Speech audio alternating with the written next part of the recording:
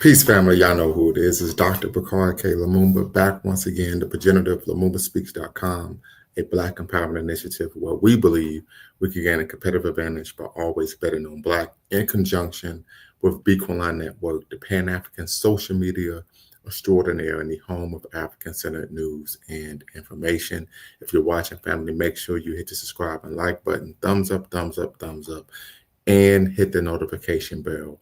As you all know, we're back with part 15 of our groundbreaking Pan-African Leadership Series, Past, Present, and Future. Once again, part 15 of our Pan-African Leadership Series, Past, Present, and Future. And we're looking at Edward Wilmot Blyden, who was considered one of the fathers of Pan-Africanism, along with the Trinidadian barrister, Henry Sylvester Williams. So once again, family, hopefully we could have a great show. Happy Pan-African Friday to you all regarding, of course, part 15 of our Pan-African Leadership Series, Past, Present, and Future, where we seek to honor and study the life, legacy, and most importantly, the work of Pan-Africans of the past in order to learn how to make a better world for African people in the future. With that being said, family, we want to make sure that we go over today's Black History Fact. And today's Black History Fact took place on this day in 1916, in which Garrett T. Morgan, the inventor of the gas mask, rescued 6 people from a gas-filled tunnel in Cleveland, Ohio. So shout out to the land, to 216. As you all know, everything happens in the good old OHIO. And Mr. Sandman is watching. We're one-upping you again, right? Ohio State all day, every day. So with that said, family, it's going to provide a brief overview of course, of Edward Wilmot Blyden. Many of you may be unaware, but he was an Americo-Liberian. He was an educator, writer, diplomat, and politician who was primarily active in West Africa. He was born in the Danish West Indies on August 3rd, 1832. Ironically, he shares a birthday with my son. And he joined a wave of course, Black immigrants who immigrated from the Americas to, of course, Liberia. Blyden became a teacher for 5 years, and many of his major writings were on Pan-Africanism, and he was an influential throughout West Africa. And his ideas went on to influence the likes of Marcus Garvey, George Patmore, and of course, Kwame Nkrumah. However, with that said, there are some critiques of Blyden that I think if we want to focus on making a better world for African people in the future, we have to look at, right? And I wrote an article on Medium about 2 years ago, titled "Are Classical Pan-Africanists Eurocentric?" And I'm going to put that link in the chat so you all can, of course, check out the article. But one of the things that we found, particularly in terms of not only Blyden, because I don't want to just speak ill of him. I'm not trying to speak ill of him, but we're just critiquing because once again, we want to make a better world for African people in the future, is that Mr. K, appreciate you, brother. Hopefully you could tap in and be part of the conversation. Make sure you hit the thumbs up button, like, share, and subscribe. We find that classical Pan-Africanism, particularly what's known as proto-Pan-Africanism, was situated in a high culture aesthetic, right? So we're talking about, of course, there was a focus on racial uplift, Christian evangelicalism, and European culture indoctrination. So I'm going to give an actual example of that because I think it's important that, we deal with facts and not feelings. So Blyden, considered one of the founding fathers of Pan-Africanism, as I stated before, along with Henry Sylvester Williams, opined in a seminal treatise that I've, of course, read, A Call of Providence to the Descendants of Africa in America. He states, quoting verbatim, that God allowed the enslavement and subjugation of African people so that they may be converted to Christianity. Right? It was his belief that as a result of that, we could then take the Christian indoctrination and the European cultural indoctrination and then return to the continent and help develop our brothers and sisters there. This, of course, is extremely problematic, and of course reeks of the miseducation that was preeminent during that time for people of African descent and even brothers and sisters on the continent. right? Because, Kwame Nkrumah talked about the missionary schools were of course, just European indoctrination labs, right? So a couple things to consider there. So when we talk about making a better world for African people, particularly from an educational frame of reference, because that's really the wheelhouse, that was his wheelhouse. These are things that we need to be cognizant of, that we're not promoting the miseducation machine.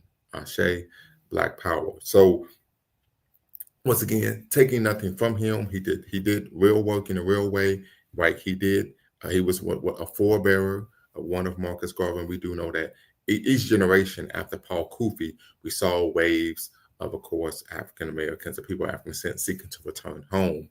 Of course, Blyden was able to return home due to the help of the American Colonization Society. Many people argue that many people who are, I put it this way, do not have a working knowledge of Pan-Africanism have argued that the American Colonization Society, in conjunction with the government, was the one that was promoting Pan-Africanism, this concept of Black people repatriating. However, that is not true. The reason why the American government was in support of the American Colonization Society and having Black people repatriate was because having free Blacks live in proximity or community with enslaved Blacks undermine the institution of slavery and will lead those to believe that they too could be free at some point. So something to consider. Once again, this is something I learned when I was in an undergraduate. So we're talking about not only knowing the history, brothers and sisters, but also having a correct and accurate understanding of that history. Okay, so we got a comment here from Mr. K. Yeah, basically some of those founding fathers of Pan-Africanism in the 1800s are complicated people, thus had contradictions. Absolutely, complicated is the ideal word. And I would argue respectfully, right, that these contradictions, the complications that they had, were a result, of course, of the miseducation that they had received, right? And so we, of course, are at a space where we know more, and as a result, we're able to do better. We know better, we do better, and we do not promote those type of, we really you could call anti-African, self-loathing concepts and ideas regarding who we are, and we can have a more of an African-centered approach to how do we solve the problems that we find globally in our communities, particularly when it comes to education. So family, I'm going to put the link in the chat. As you all know, the link is always in the description. Tap in, be part of the conversation. We're discussing one of the fathers of Pan-Africanism, Edward Wilmot Blyden. And this is part 15 of our groundbreaking Pan-African leadership series, where we're going to be chronicling the life, legacies, and most importantly, the work of over 200 Pan-Africanists. So tap in, family, be part of the conversation. We'd love to hear from you all in terms of what can we learn from Blyden, good or bad, that we can use to make the world better for African people today. So once again, family, tap in. The link is in the description. The link is in the chat. Make sure you're a blessing to the show. You can always be a blessing via, of course, Cash App. You can always be a blessing via Venmo, and of course, the Super Chats. Dr. John Henry Clark did say Africans have always been politically naive. Well, I would argue a lot of that is socialization. I think even if you look here in the States, I mean, I think this is a global issue that we find that our people are really socialized to be politically naive. I'm speculating here, but Mr. K, I would presume that you are African in the diaspora. And if you kind of think back, you could really make that argument that we're socialized to be politically naive, right? And I think that plays a role in some of the issues that we find today as well. So once again, the link is in the description. The link is in the chat. Once again, if you want to be part of the conversation, family, you do not have to cam up. Keyword, you do not have to cam up to be part of the conversation. And you can use a pseudonym. I understand for many people, they want to maintain a sense of privacy, anonymity, and of course, they do not want to make comments in a public forum in which the identity has been revealed that may, of course, challenge or threaten one's livelihood. So we understand that 100%. We are not opposed to anyone, of course, protecting their identity by using a pseudonym and not camming up. But the link is in the description. The link is in the chat. And we're discussing, of course, part 15 of our Pan-African Leadership Series, where we're chronicling the life, legacy, and the work of one Edward Wilmot Blyden, one of the fathers, of course, of Pan-Africanism, born in the Danish West Indies, later migrating to Liberia, and then settling, of course, in Sierra Leone. His writings, of course, on Pan-Africanism influenced George Padmore, Marcus Garvey, and one Kwame Nkrumah. And so one of the things that we're looking at in terms of Blyden is, unfortunately, his Eurocentric, right? Eurocentric disposition, and of course his focus. A lot of the focus in terms of repatriation was Christian missionary work. So this belief really taken on. We could talk about the imperialistic machinations of the Christian faith, and of course seeking to, of course, indoctrinate brothers and sisters on the continent with an alien faith. And so this is an issue that many would argue we still face today, right, in terms of the community. So once again, family, tap in, be part of course, the conversation. Love to hear from you all. This is part 15, keyword family, part 15 of our Pan-African leadership series, past, present, and future. And one of the benefits of this series is it gives us a chance to really unpack the history of the ideology and, of course, movement, but also to dispel many of the misnomers regarding Pan-Africanism, particularly one of the more prominent concepts and ideas regarding some of the critiques of Pan-Africanism is the concept and idea that it's one-sided, right? We know that's not true. I just saw on Twitter this morning someone making the argument that have African Americans or Black Americans, I like to use the term African Americans, have African Americans outgrown Pan-Africanism, right? And oftentimes, family, I go into these spaces and I remain inconspicuous, right? I don't say anything and I just listen. And it's just extremely troubling. Individuals tend to have a lack of understanding of what Pan-Africanism is, and at the same time tend to be militantly integrationist in nature. So I think that's something that we see as an outgrowth, of course, of some of the repudiation of Pan-Africanism. And it's this militant repudiation of course, anything that's African, but also this aggressive approach of trying to integrate into American society, even willing to even take on and even promote concepts and ideas that are antithetical to our mere existence. So we're talking about white nationalist thought and xenophobia. So let's see here, Mr. K, once again. I suggest apply the SWOT analysis approach of our historical figures. That way you identify the good, the bad, the ugly, and the beautiful to truly learn and evaluate the past. And I've heard of SWOT analysis before. Let's see if I can pull that up again. SWOT analysis, strengths, weaknesses. Strengths, weaknesses, opportunities, and threats. I would agree 100%. Absolutely. And I think that's how we move forward, where we're able to take the good, you said the good, look at the good, the bad, the ugly, and the beautiful, and truly learn and evaluate from the past. Absolutely. Great point, Mr. K. And so I think that's one of the reasons why, of course, we're doing this leadership series, because it allows us to engage in a SWOT analysis of what did he do well, what did he do poorly, what do we want to, of course, build on and try to scale, and what we look to, of course, remove ourselves from. So once again, family, tap in, be part of the conversation. I hope you all are having a great Pan-African Friday morning. Many of you may still be waking up if you're on the West Coast, if you're on the East Coast, it is past noon. But once again, family, I think it's important that we have these type of dialogues, but also I think it's extremely important that we have this leadership series so that we can engage with the history of an ideology and movement that, to be quite honest with you all, family, is under attack. So tap in, be part of the conversation. You're watching, of course, LumumbaSpeaks.com, a Black Empowerment Initiative, where we believe we can gain a competitive advantage by always betting on Black, in conjunction with Bequaline Network, the Pan-African social media extraordinaire, in the home of African-centered news and information. And we're here to discuss, of course, the life, legacy, and most importantly, the work of Edward Wilmot Blyden, one of the fathers of Pan-Africanism, along with Henry Sylvester Williams, and he will come much later in our leadership series. And one of the critiques people would have of Henry Sylvester Williams is that, of course, he was married to a non-African woman.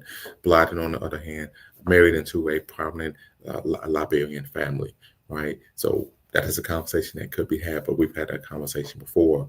And so as a result, family, would love to hear from you all in terms of if you are knowledgeable of Blyden. So one thing we can do, family, if you're watching, put a 1 in the chat if you are knowledgeable, if you are aware of who Edward Wilmot Blyden is, and put a 2 in the chat if you are not aware of who Edward Wilmot Blyden is. So once again, put a 1 in the chat if you are aware of who he is. Put a 2 in the chat if you are not aware of who Edward Wilmot Blyden is. So I recommend this book, Ethiopianism, The Forgotten Movement by Danny Thompson. It's a very insight book about Ethiopianism and the predecessor of Pan-Africanism. Yes, I am familiar with the concept of Ethiopianism, not familiar with the book, but you be coming with some bangers, Brother K. That's why I appreciate you always tapping in, because you come with bangers, and I definitely appreciate that. And that's what we want. We want to create a community where individuals, of course, are intellectually incisive and knowledgeable, that when we come together, we can actually formulate perspective proposals that can benefit our community, right? We don't want this being a space where we're just bloviating. I know I did a live once with a dual live with Dynast, and there was a brother on there. We were discussing the issue of aid being pulled, of course, from South Africa, and that aid was 17% of the annual budget. One of the conversations we had was there were sisters and brothers and children who now were unable to afford medicine, right? One of the issues at hand was coming up with some solutions. So anyone who was watching, who was a member of, who was an elected official in South Africa, what were some solutions that we, of course, as concerned members of the African diaspora, of the world, that global African community, to address that shortfall in medication, we were able to come up with that. However, one of the issues that was an issue of concern with someone. So, well, that's not a serious issue. There's an individual that just wanted to bloviate, just wanted to talk, right? And I said, this isn't a space for that. We have actual brothers and sisters, boots on the ground, who, as a result, have a medical shortfall. And we want to make sure that we're cognizant of that, and that if we're proposing solutions, they're tangible, realistic, so that there's someone in a position of power that can, keyword, that can address the needs of the people in South Africa. So, so Snapshot, you said you aren't aware. Can we get some bullet points and paper for the SWOT analysis? You know, that I think that is something that we can start doing, particularly during our Pan-African Leadership Series. Yes, I think we could do that. Strengths, weaknesses, opportunities, and threats, right? I think that is possible. Yeah, another critique of Blyden was that he argued, so even though he was a Christian, he promoted Christian evangelicalism. He later got involved in Islam and said that Islam was more African than Christianity. So obviously, this is an example of him not having a thorough knowledge or understanding of Abrahamic religions, right? And how anti-African they are. But that's neither here nor there. But I think that would be an example that we will put in terms of the SWOT analysis. That was a weakness of Blyden's leadership as a Pan-Africanist, that he was not aware, of course, of the role of anti-Blackness in Abrahamic religions, and the fact that Abrahamic religions oftentimes were the progenitors of anti-Black racism throughout the known world. So something to consider here. All right, Mr. Sandman, I understand. You said 2. Here are some, more bangers: Rising Wind, Black Americans in U.S. Foreign Policy, 1935 to 1960, In Search for Power, African Americans in the Era of Decolonization, both by Brenda Gay Plummer. So if I remember correctly, I think I've heard of Black America, In Search for Power. Was this a process that discusses African American repatriation to the continent? So I hope you can respond. But if I remember correctly, I think that book was mentioned. That was an example where it discusses African American repatriation to the continent. So please let me know. I'm going to look it up myself. In Search of Power. All right. And family, tap in, be part of the conversation. The era of decolonization. Okay. To intertwine, yes, highlights the intertwined relationship between African American civil rights movement and the decolonization movements in Africa, highlighting how these two struggles for liberation influenced and shaped each other. Wow. The book explores how African Americans drew inspiration and strength from the newly independent African nations and how, in turn, African leaders and interests engaged with the American civil rights struggle. It truly is a banger. You're absolutely right. And of course, and this speaks to one of the benefits and gifts of Pan-Africanism, and shows, of course, once again, that was not been one-sided. So, Mr. K, I got to ask the question: what is your background? Because, like I said, you're putting me onto some literature that I'm not even aware of. So, got to know, what is your background, brother? What is your background? Love to hear from you. Tap in, be part of the conversation. You're watching, of course. Both these books are must reads, back to back. Overstood. So once again, what is your background? What do you do? Did you major in Black Studies or Black History? Because you seem to be well versed, of course, in the literature. Well versed in the literature.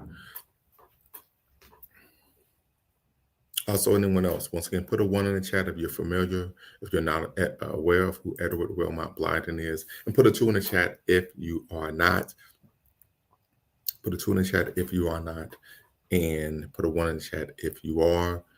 We'd love to hear from you all regarding, of course, who's one individual who's considered one of the fathers of Pan-Africanism, Edward Wilmot Blyden. And we're here to discuss, as brother Mr. K said, a SWOT analysis: strengths, weaknesses, opportunities, and threats of the life, legacy, and work of one Edward Wilmot Blyden. So we're applying a SWOT analysis, thanks to our brother, regarding our Pan-African Leadership series. So that is something I'm going to look to do moving forward, is that I put in the actual description a SWOT analysis of said leader in terms of their strengths, weaknesses, opportunities, and of course, threats. Okay, well, you can't go wrong there being a history buff. You also can't go wrong being a student of one John Henry Clark. So truly give thanks. Absolutely. Truly give thanks. So yeah, we will start doing a SWOT analysis of our Pan-African Leadership series. But see, this is the benefit when you have brothers and sisters who are tapping in, who are engaged, who are intellectually incisive, intellectually curious. It can help you grow, not only personally, but also professionally and even intellectually, right? If I was in a situation where I simply wanted sycophants, we wouldn't be doing a SWOT analysis, right? If in fact, if that was the case, we wouldn't have a Pan-African Leadership series. We wouldn't be actually engaging with actual scholars in different fields and doing interviews with them. I think if I remember correctly, but the snapshot was the one that said, hey, we would like to see you do interviews with brothers and sisters who, of course, are your contemporaries, right, in the academy. So giving thanks for that, family, truly giving thanks for that. But yeah, we're talking, once again, Edward Wilmot Blyden. And one of the things he talked about, of course, was the African personality and the uniqueness, of course, of the African race. Many argue that his book became extremely controversial. Many argue that they didn't believe that a Black person had written it, right? His promotion of Islam was disputed. And of course, he did believe, of course, in Ethiopianism, that African Americans could return to Africa and help in the rebuilding of the continent. However, he also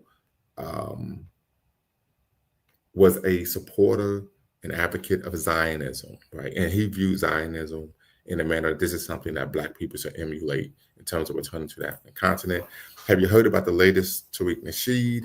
He now claims that Pan-Africanism was financed by the CIA. Oh my God. No, I wasn't aware of that. Please, if you could put that, send that to me, Tariq Nasheed. Wow.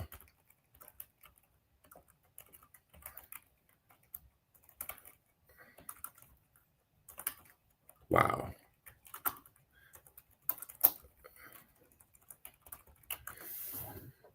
see here. Yes, I'm looking now. It's true.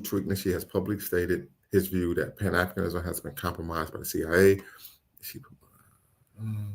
It's important to note that this is a controversy, and there's a wider discussion about CIA influence in Africa, particularly the Cold War.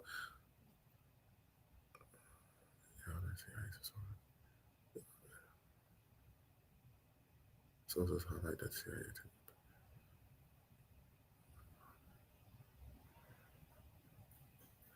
Yeah, so this is one of the things that he does.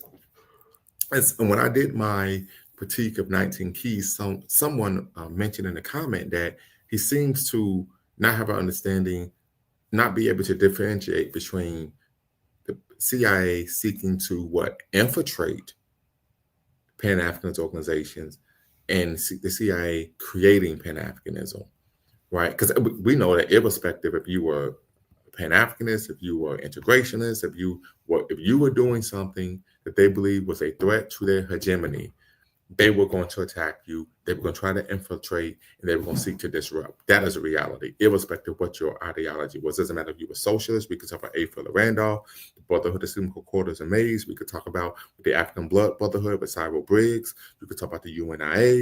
You could talk about SCLC, SNCC, CORE, NAACP. If you were engaging in work that they believed would disrupt their hegemony, they would attack you. But Brother Kevin, this is one of the issues that we have nowadays is that, and I always talk about the enemies of African people, internal and external, but this is one of the issues that we have, right? You talked about being a history buff. We know snapshot reviews. We know even Mr. Sandman, you all are individuals who are intellectually curious, right? Most individuals, unfortunately, aren't. We can argue the part of that's a socialization here in America. That's part of the rat race of life, where you're working, may not have time to always engage with trying to educate yourself, right? Because you got to put food on the table, clothes on children's back, and make sure you're maintaining a roof over your head. And we know the cost of living is skyrocketing, and then the inflation, the value of the dollar is going down. There are a number of issues that can inhibit or prohibit people from being able to do this type of work. However, to make these type of claims that are just simply averse to facts, right? I mean, it really speaks to why many have argued that this brother may be an agent, right? Because he's knowingly and willingly promoting concepts and ideas that we know are, but I would argue he knows that are averse to facts. The other issue is the fact this is an individual who at one point in his so-called conscious career was actually promoting Pan-Africanism because it was a way for him to make money. So something to consider. You are intelligent and you can understand the difference between CIA infiltration and creation. Yes, I am aware, but many individuals are not. For example, when I did a response or reaction video to 19 Keys Breakfast Club interview, and family, I have reached out to 19 Keys. I've emailed him. I sent him a message on Instagram as well. So hopefully we will hear back from him. We could bring him on the platform, have a one-on-one conversation in real time. They don't seem, many of the individuals who could have a critique of Pan-Africanism seem to be unaware, right? And a lot of that is just based on the fact that they don't know the history of the movement. And so it's easy to then make these type of claims and people then believe, right, that is the case, even though that claim is ahistorical and averse to facts, right? He mentioned that the CIA or the government was funding Black Power program or Black Studies programs on college campuses, completely averse to the facts, right? So you say he's an agent, right? Completely averse to facts, right? I'm familiar with the history of the first Black Studies program in the United States at San Francisco State University. They brought in Nathan Hare, Dr. Nathan Hare, put some respect on his name. He, of course, was married to the powerful sister Julia Hare, Dr. Julia Hare. Of course, they have both transitioned now. He was a sociologist by training, trained sociologist. He became the first chair of the program. 2 years later, they fired him, right? What are we talking about? And of course, the push for Black studies at San Francisco State was a push that we saw throughout the country. Black students being influenced by the Black Power movement, Black Panther Party, Black radical thought, cultural nationalism, said they were demanding on campus across the country that we have classes about our history. That wasn't just something that was taking place in California. A good book that talks about this was the book Fighting for Us. It talks about Black cultural nationalism and, of course, the US organization. And of course, we see the amalgamation of course, the Black student movement, the free speech movement, the anti-Vietnam, anti-war movement. All of these things coalesced on campus at San Francisco State and around the country. And this is how there was a demand for, of course, Black studies came into existence. And as a result of that, then as a result, a derivative of the creation of Black studies programs was what? Black cultural centers, right? And I speak to this because my dissertation was on Black culture centers. So I had to know the history before I was even able to actually interject and address the gap in the literature on Black culture centers. So absolutely, Pan-Africanism is the new boogeyman. So there's a lot of, unfortunately, misinformation out there. And of course, this is a space, with brothers like Mr. K, African Power, Mr. Sandman, and even Snapshot Reviews, where we can push back against this misinformation. Because one of the things that we want to do is we want to make sure that we're coming up with realistic, proposals, and concepts and ideas to be able to better the lives of our people, particularly the material conditions of our people. Many people who know me and know the work that I do in the community, particularly when I had my nonprofit, I was part of a nonprofit organization that I helped co-create, known as the Coalition of African Unity, the CAU. We focused on professional development, right? And people say, "But why are we doing this? We're doing this Black conscience, Black radical tradition." Absolutely, but what's most important is that for you to have the ability to make a living, to put food in your stomach, clothes on your back, and a roof over your head. It's going to be extremely difficult for you to do any type of work in the terms of racial uplift if you can't care for yourself, right? Also, when we look at Malcolm X's Organization of African American Unity, we know Malcolm was taken from us. There was a schism between brothers and sisters in the community, brothers and sisters who were in college in terms of the organization. And as a result, the brothers and sisters who are university educated didn't want any beef. They allowed the brothers and sisters in the community to run the organization. And the organization, of course, ended up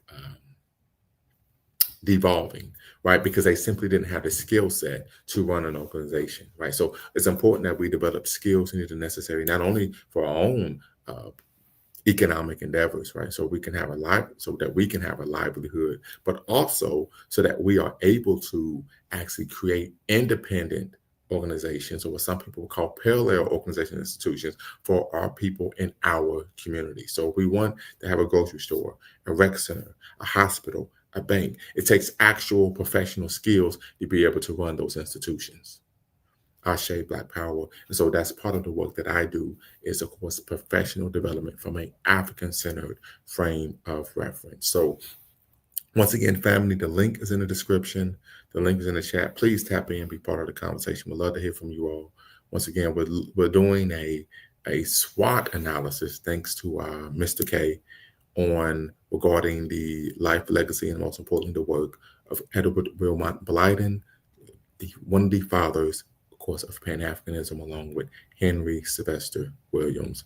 Let's see here. He confirmed he was approached by the FBI to talk rubbish about Africans for money, and that they pay good for anyone interested. I don't understand why people didn't understand the game of it. Wait. So African Power, is it possible that you could tap in? Once again, you don't have to cam up, but I would love to hear this from you. If you could cam up, I'm gonna put the link in the description, in the chat once again. If you could just, you don't have to cam up, but if you could tap in and really break this down for me, it would be greatly appreciated. Once again, you don't have to cam up. Let's see, another banger, Seeing Red, Federal Campaigns Against Black Militancy by Theodore Cornwell Jr. It highlights how the intelligence agencies, pre-CIA, even outside the FBI, in the Cold War, of course, against Black militancy, overstood. So yeah, African Power, you could tap in. You don't have to cam up. You could continue to use the pseudonym. But if I am following what you've said correctly, you are stating, but this is a presumption, that Tariq Nasheed has openly stated he was approached by the FBI to speak ill of African people for monetary gain.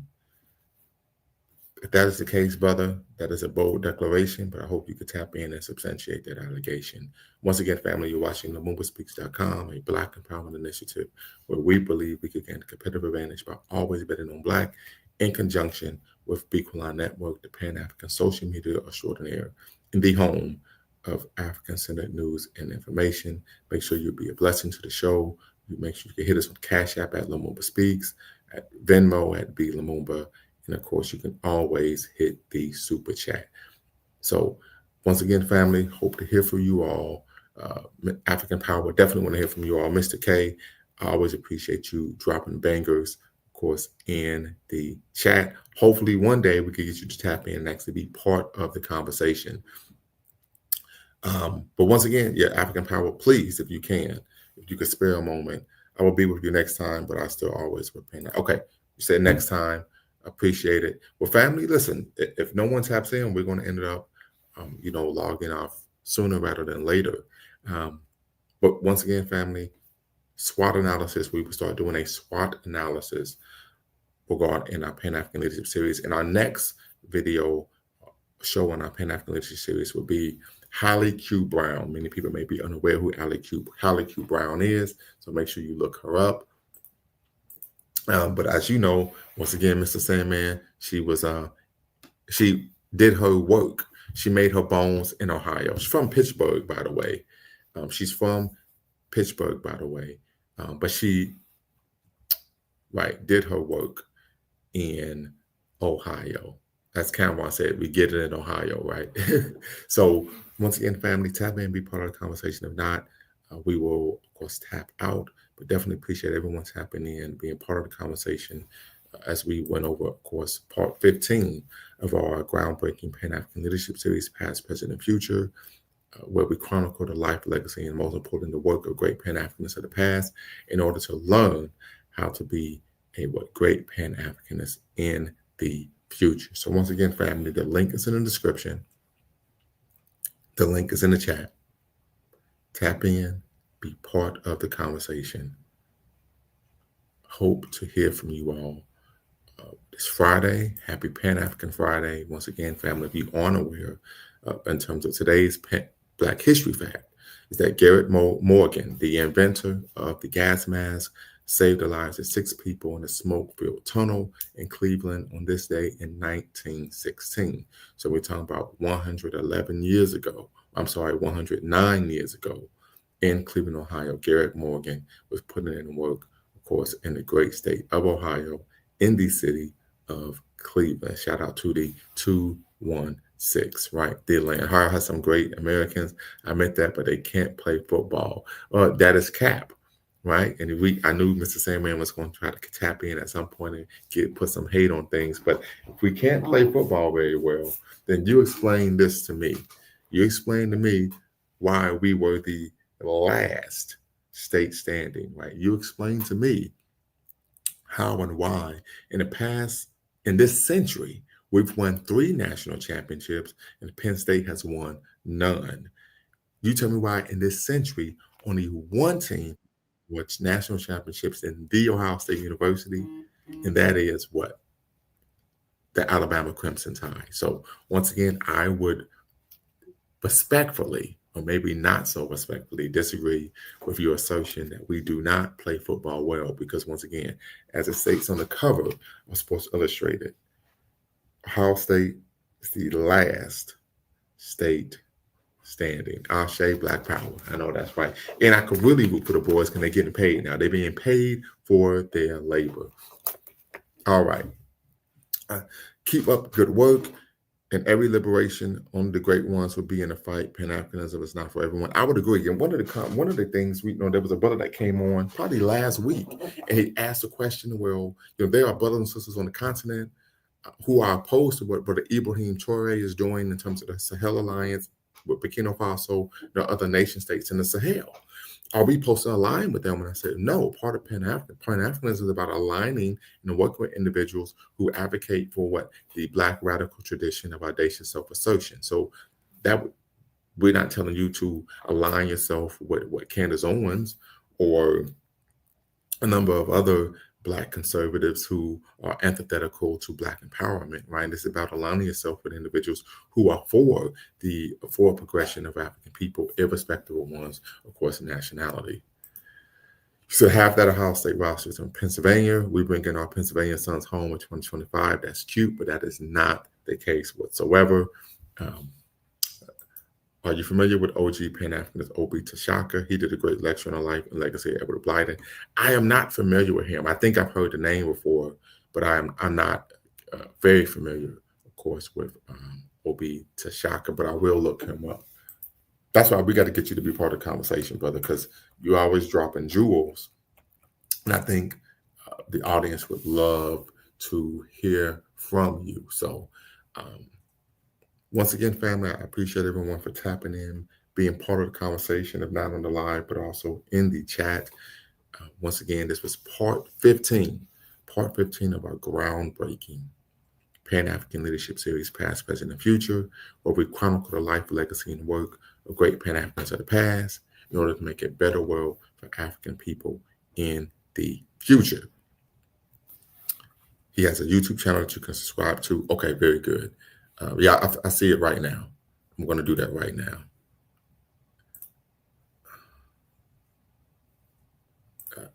Well, no, actually, no, this is San Francisco Library. It's not him. I will find it. I think I just found it. Very good. Wow. Okay. Very good. So,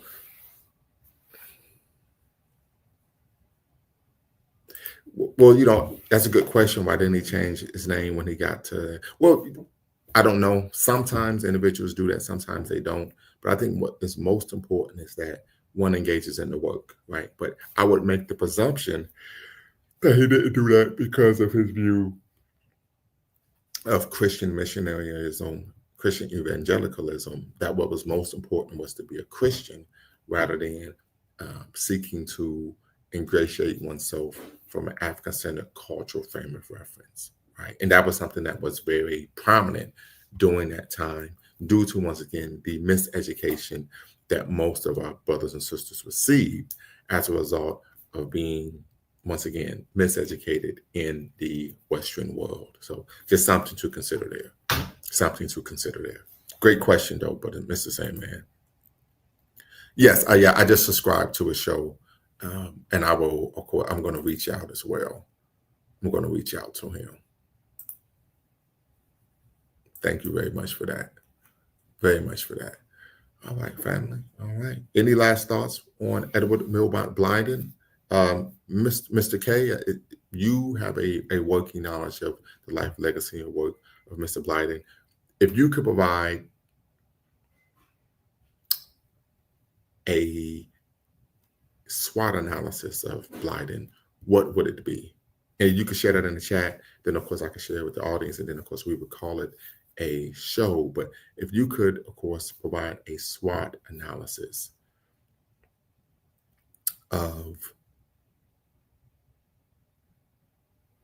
Blyden extemporaneously, what would it be?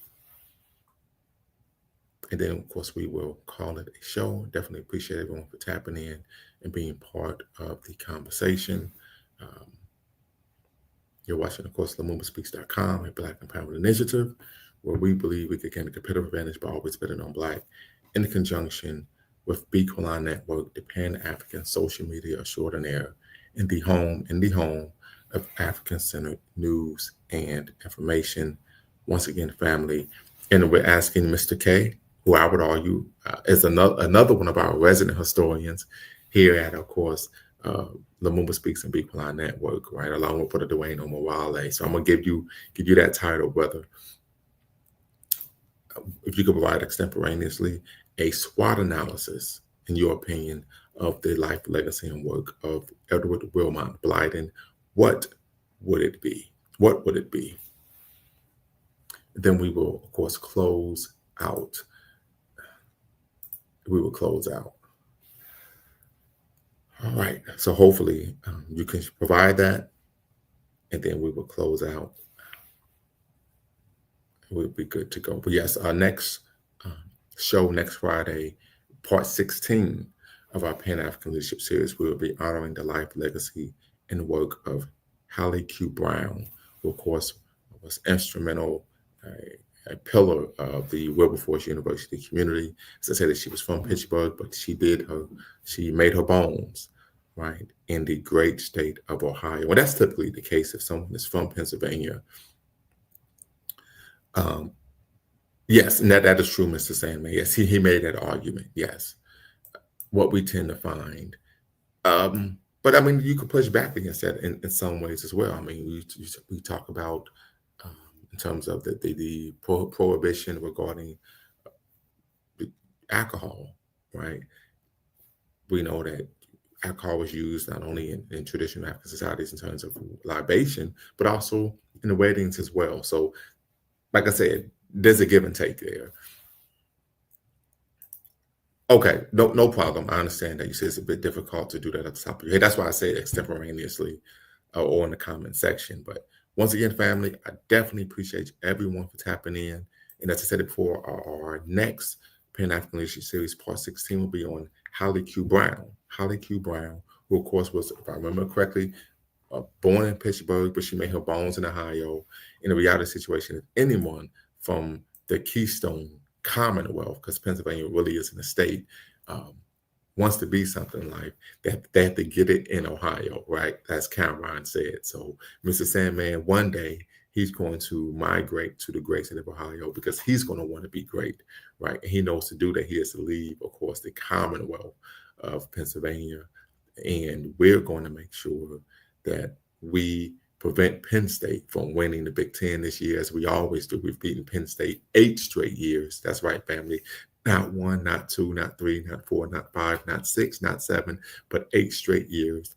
And we're going to make sure that, once again, this season, after this season, that we are the last state standing. And many people will say, well, why are you mentioning this? We're talking about Pan-Africanism, because I always have to make sure I throw a shot at my brother, Mr. Sandman, right? Friendly football banter. But until next time, family, y'all know what to do.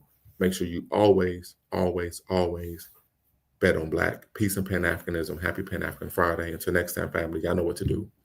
Peace. Before you go, make sure you hit the subscribe and like button. Thank you.